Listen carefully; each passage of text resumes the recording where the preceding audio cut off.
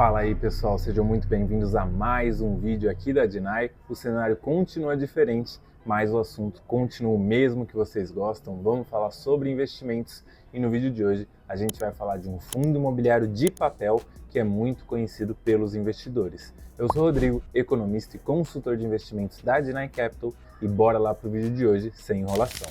Então hoje a gente vai falar do KNCR11, o Kinea Rendimentos Imobiliários, um fundo imobiliário de papel que investe ali em dívidas e que é da gestora Kinea, que pertence ali ao Itaú e que na visão de muitos, e talvez eu me inclua nessa também, é a melhor gestora que a gente tem no país hoje. E quando a gente fala de fundos imobiliários, é muito importante saber quem é a gestora, quem está por trás ali de todo esse fundo. Bora analisar aqui os principais pontos do KNCR11. Esse aqui é um fundo gigantesco, ele tem 7,8 bilhões de reais de patrimônio líquido, tem mais de 400 mil cotistas e pagou R$ 1,20 de dividendos em junho desse ano. O objetivo dele é investir em ativos de renda fixa, de natureza imobiliária, predominantemente pós-fixados e com baixo risco de crédito. Ou seja, ele investe ali no CDI e consegue entregar para os cotistas uma taxa média de CDI mais 2,27% ao ano.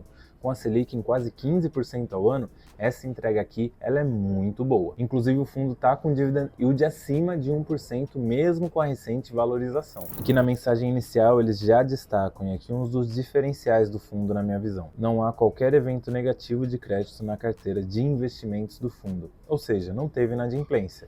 Afinal, o objetivo deles é investir aqui em ativos de baixo risco de crédito. E aqui eles já falam, ó, esses R$ 1,20 por cota representam uma rentabilidade isenta de imposto de renda ainda, né, pessoal? Para pessoas físicas de 1,18% num único mês. Aqui a gente tem mais detalhes do portfólio, então quando a gente olha a alocação por indexador, naturalmente ela vai estar indexada ao CDI, afinal o objetivo do fundo é investir em ativos pós-fixados, então 99% está indexado ao CDI, um pouquinho aqui a Selic e quase nada ao IPCA. Quando a gente olha a alocação aqui das dívidas que o fundo tem, praticamente metade está no ramo de escritórios, 19% em shoppings, 9,5% em logístico, 9,3% em residencial e 6,9% em residencial pulverizado. E aí tem alguma coisa aqui em outros segmentos. A liquidez do fundo aqui nem se fala, pessoal, é uma média de aproximadamente 11 milhões por dia. Então, para o investidor pequeno, ele acaba nem olhando para o volume de negociação diário. Mas para o cara que já é muito grande, também para o investidor pequeno que quer chegar no primeiro, segundo ou terceiro milhão, é muito importante olhar aqui para a média de negociação, média de volume de negociação diária do fundo. Afinal, tem que ser fácil para entrar e também fácil para sair. Hoje, o fundo tem uma reserva acumulada de 13 centavos por cota, então tem uma gordurinha ali para qualquer eventualidade. E aqui a gente vê os rendimentos mensais ao longo do tempo. Eu puxei uma seta por quê? Porque é muito interessante como eles vão aumentando aqui, ó. Então observem só, pessoal. Lá no meio do ano passado, a gente até esperava que a Selic ia continuar caindo, poderia chegar nos 9%, 8% no fim de 2024, mas a história não foi bem assim. E olhem só, a Selic começou a subir, e aí os rendimentos do fundo, ó, vamos olhar aqui o resultado gerado, começou a subir também, ó, saiu de 80 centavos em junho de 2024 para 99 centavos em dezembro de 2024, em maio de 2025 foi um resultado de R$ 1,23, ou seja, 43 centavos a mais, muito por conta desse aumento da Selic. E aqui um ponto importante, se quando a Selic aumentou, os rendimentos aumentaram, o que vocês acham que vai acontecer quando a Selic começar a cair? Naturalmente, os dividendos também vão cair. E aí você pode estar pensando, nossa, então eu vou vender aqui nesse momento e comprar outra coisa que vai estar pagando bem. Não, não, não, meu amigão, você tem que ter uma carteira diversificada, que vai ter fundos imobiliários de papel expostos ao CDI e também ao IPCA.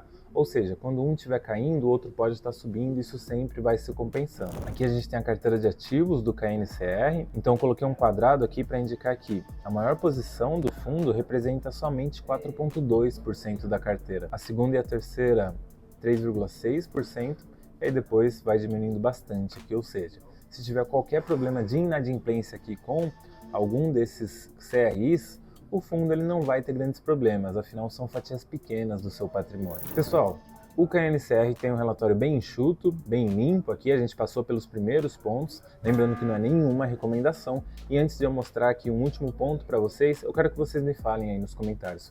Vocês têm esse fundo na carteira ou pensam em ter? Se tiver muita gente falando que pensa em ter, eu posso trazer um vídeo mais profundo sobre ele. Então, para a gente fechar, o fundo coloca aqui no final do relatório o resumo dos seus ativos por segmento. Então, a gente tem aqui os escritórios, e aqui nos escritórios é legal que a gente vê que vários edifícios pertencem a outros fundos imobiliários. Então, por exemplo, o edifício Vivo, que é do HGRE11, está aqui, ou seja, o KNCR comprou parte da dívida que o HGRE emitiu para conseguir aumentar o seu portfólio. Então olha como as coisas vão se conectando aí. Aqui em escritórios também edifícios do JSRE, VGRI, Vino também tem.